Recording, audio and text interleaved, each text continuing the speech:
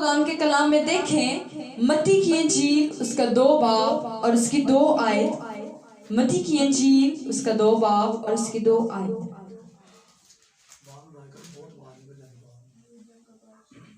خدا کے کلام میں یہ لکھا ہے یہودیوں کا بادشاہ جو پیدا ہوا ہے وہ کہاں ہے، کیونکہ پورب میں اس کا ستارہ دیکھ کر ہم اسے سجدہ کرنے آئے ہیں. خدا ان کے پاک کلام کا پڑھا جانا سنا جانا ہم سب کے لیے باعث برکت ہو. آمین. خدا کے کلام میں اگر ہم دیکھیں تو یہ حوالہ جو ہے، کیونکہ یہ کرسمس کا سیزن ہے تو ہم کرسمس کے بارے میں سیکھتے ہیں، اور یہ حوالہ جو ہے وہ ہمیں کرسمس کی طرف اشارہ کرتا ہے، یسوع کی پیدائش کی طرف. تو یسوع کی پیدائش جب ہو چکی تھی، جب یسوع پیدا ہو چکا تھا، اس دنیا میں آ چکا تھا، تو 3 مجوسی تھے، بڑے بڑے وہ بادشاہ تھے. تو خدا کا روح جو ہے وہ ان پر نازل ہوا ہے، اور خدا نے ان کے پاس ستارے کو بھیجا ہے تاکہ انہیں راہ دکھائے. پہلے وہ تاریکی میں ہے، وہ نہیں جانتے کہ یسوع کون ہے، وہ کیا ہے، لیکن خدا کا کلام جو ہے وہ ان پر نازل ہوا ہے، اور وہ ستارے کو دیکھ کر اس کی پیروی کر رہے ہیں، اس کے پیچھے جا رہے ہیں تاکہ وہ یسوع کو جا کر دیکھ سکیں. اور ستارہ جو ہے وہ روشنی کو ظاہر کرتا ہے. یسوع کو جاننے سے پہلے وہ تاریکی میں تھے، وہ نہیں جانتے تھے یسوع کون ہے اور اس کا مطلب کیا ہے، لیکن انہیں بتایا گیا ہے. اور وہ پوچھ رہے ہیں، جب وہ گئے ہیں تو وہاں لوگوں سے پوچھ رہے ہیں کہ یہودیوں کا جو بادشاہ پیدا ہوا ہے وہ کہاں ہے، کیونکہ ہم اس کا ستارہ دیکھ کر آئے ہیں.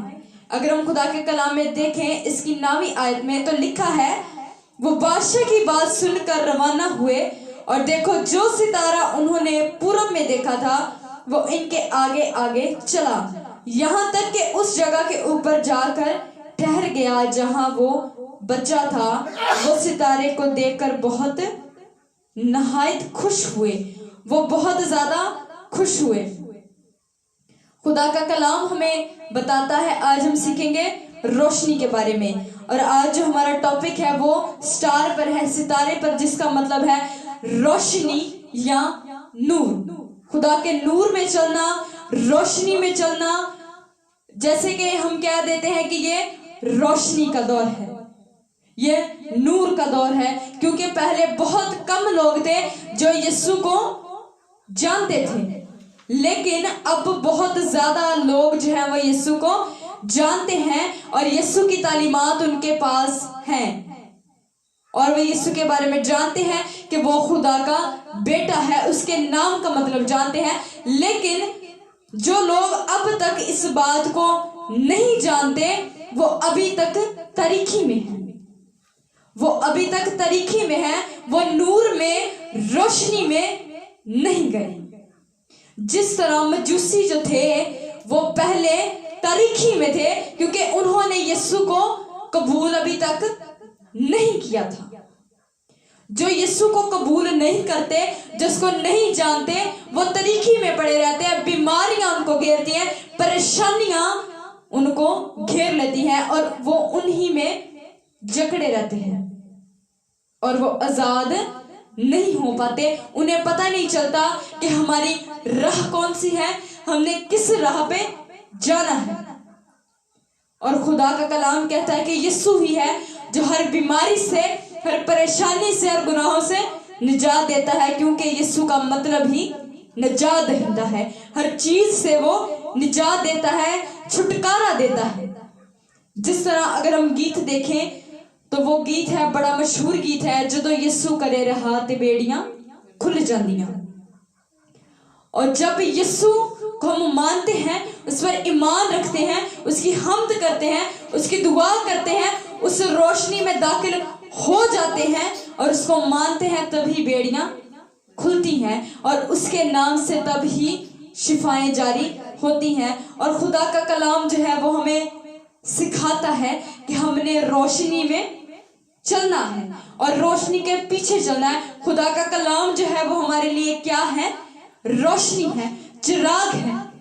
चिराग जो है उससे आग जलती है और आग से ही रोशनी पैदा होती है। जिस तरह खुदा का कलाम है, जब हम सुनते हैं, इस पर अमल करते हैं, तो ही हमारी जिंदगियां बेहतर बनती हैं, तभी हमारी जिंदगियां रोशन होती हैं। उन्होंने, मजूसियों ने उस सितारे को देखा है, रोशनी को देखा है और फिर उसके पीछे चले हैं। और मैं बताना चाहती हूं कि जो गीत गाते हैं, मैं ना बीना जग में फिरता, राह कौन दिखाए। आज जो हम यीशु को जानते हैं, हम नाबीने नहीं हैं, हम अब देख सकते हैं, क्योंकि हम तरीकी में से तो बाहर आ गए हैं, हम रोशनी में दाखिल हो गए। जिस तरह खुदा का बंदा पास्टर जॉर्ज ने बताया कि हमें रोशनी को ऑन करने की जरूरत है, अपनी जिंदगी में रोशनी जलाने की जरूरत है, कि हमारी जिंदगियों में एक छोटी सी किरण रोशन हो जाए और वो हमारे पूरे बदन को, हमारी पूरी जिंदगी को रोशन करेगी। और अगर हम उस रोशनी